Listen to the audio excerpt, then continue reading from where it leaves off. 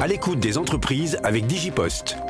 Digipost, le coffre-fort numérique sécurisé de la Poste, connaît une forte croissance, nous a confié son directeur marketing Bertrand Dolbeau. Plus de 12 000 entreprises ont fait le choix de la dématérialisation. Digipost œuvre pour un numérique responsable avec l'inclusion numérique en rendant accessibles ses services à tous. Après le marché RH, Digipost entend bien développer de nouveaux services, notamment pour les universités ou les acteurs de l'immobilier. Plus d'infos sur le site business.digipost.fr. Radio Classique, comment j'ai réussi avec François Geffrier.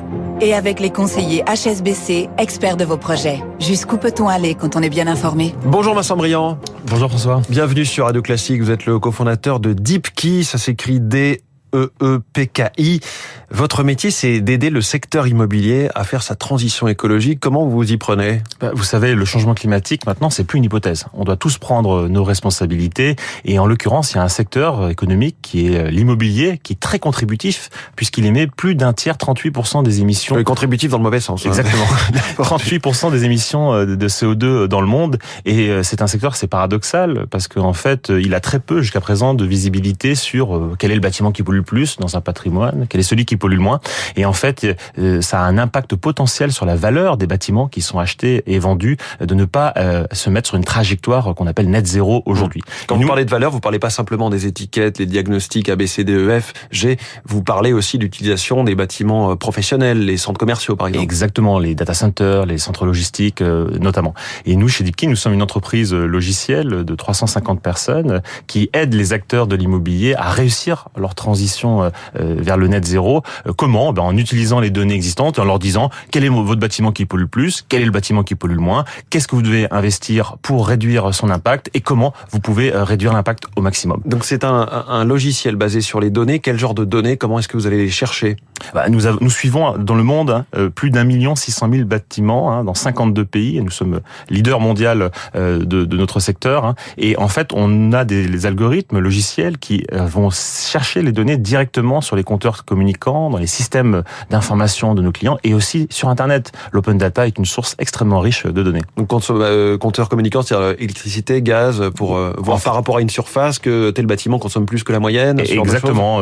Par exemple, quand en France, on a les compteurs Linky et Gaspard, on se connecte à distance et on récupère l'information avec bien sûr l'autorisation de nos clients qui sont à la fois des détenteurs de patrimoine immobilier comme la SNCF ou l'État français, des banques comme la BNP ou la CMCC ou encore des réseaux de centres commerciaux, vous les citiez, comme Clépierre ou le groupement des Mousquetaires. Et quel type d'action vous suggérez ensuite pour réduire l'empreinte alors ? Concrètement, il y a 5 moyens de réduire l'empreinte CO2 d'un bâtiment. Le premier, c'est isoler le bâtiment, intérieur, extérieur. Le deuxième, c'est remplacer les équipements existants par des équipements plus performants, comme une chaudière au fioul par une pompe à chaleur. Ensuite, vous pouvez jouer sur la régulation. Est-ce que c'est normal qu'à la Défense, on a encore des tours allumées la nuit ?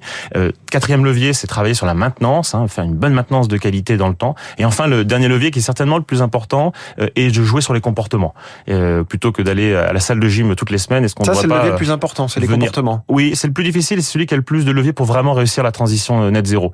Et c'est quoi ? C'est utiliser de l'eau froide pour se laver les mains ? C'est éteindre la lumière ? C'est prendre les escaliers plutôt que les ascenseurs, c'est venir à vélo plutôt que de venir en transport en commun ou en voiture. En fait, avec ces données et ces conseils, vous industrialisez un petit peu quelque chose qui était potentiellement déjà fait, mais à la main, de façon un petit peu pénible. Exactement. Il y a 10 ans, j'avais coutume de dire qu'il y avait 3 problèmes. Le premier, c'est que tout le monde se fichait de l'histoire du changement climatique. Aujourd'hui, ça a changé.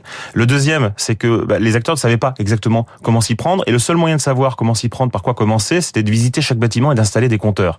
Nous, on a dit non, il y a déjà beaucoup de données. Ces données, on va les exploiter et avec des algorithmes de machine learning, on va aider à savoir quoi faire et quand on peut le faire. Et enfin, le dernier obstacle, c'est la mise en œuvre. Aujourd'hui, il manque, d'après l'Agence de l'environnement française, plus de 200 000 ouvriers qualifiés pour réussir cette mise en œuvre partout en France et réussir la rénovation du patrimoine immobilier français. Il y a aussi un sujet sur le réemploi des matériaux.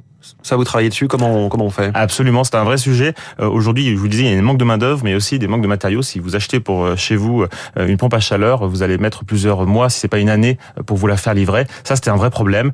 Heureusement, la filière commence à s'organiser pour réutiliser les matériaux lorsque les bâtiments sont rénovés, réutiliser la moquette, réutiliser les parois ou les isolants pour faire en sorte d'utiliser moins de matériaux et donc derrière moins de CO2. Et nous, notre boulot, c'est d'aider à savoir quelles sont les émissions qu'on économise en utilisant ce réusage. Il y a un sujet aussi autour des déchets. comment en faire moins. On se rend compte aujourd'hui à Paris, à l'occasion de cette grève des éboueurs, à quel point on produit des déchets, à quel point c'est vite encombrant. Est-ce que là aussi, vous pouvez intervenir, vous pouvez suggérer des choses? Oui, mais tout d'abord en ayant dès le départ le bon choix pour éviter d'utiliser trop de matériaux. Le deuxième levier, c'est effectivement le réusage, le réemploi, qui va permettre en fait de réduire la quantité de déchets qui sera ensuite stockée ou brûlée par les filières publiques. Pour être très clair, vous êtes vraiment 100% sur une solution numérique? Quasiment, hein, c'est 80% de notre revenu. Vous intervenez pas sur le terrain pour régler des chaudières? Non, nous, notre métier, c'est donner de la visibilité à nos clients, les aider à faire les bons choix d'investissement et les aider à mettre en œuvre. Et on fait ça avec un logiciel en ligne. C'est 80% des 28 millions d'euros de revenus que nous avons fait l'année dernière. Et 20%, c'est l'accompagnement, c'est du conseil pour qu'ils prennent les bons choix stratégiques. C'est quoi la prochaine étape? Grossir, vous allez me dire, 52 pays, aller dans... plus? Nous avons fait l'année dernière l'acquisition de notre principal concurrent britannique. La prochaine étape pour nous, c'est l'ouverture aux États-Unis. Nous avons déjà des clients aux États-Unis qu'on gère depuis Londres, mais là l'idée c'est d'y aller et d'avoir beaucoup de monde sur place. Gros marché. Et comment vous avez réussi jusqu'à présent? Qu'est-ce qui fait que ça a fonctionné? Je crois c'est la même chose pour tous mes collègues comme pour moi, c'est ce désir d'avoir un impact, se lever tous les matins en se disant je peux faire quelque chose d'utile et voilà. Avoir de l'impact, c'est donc votre mot d'ordre. Merci beaucoup Vincent Briand, cofondateur de Deepkey ce matin dans Comment j'ai réussi en direct sur Radio Classique. Il est 6h42, dans un instant, la revue de presse internationale, puis le journal de l'économie.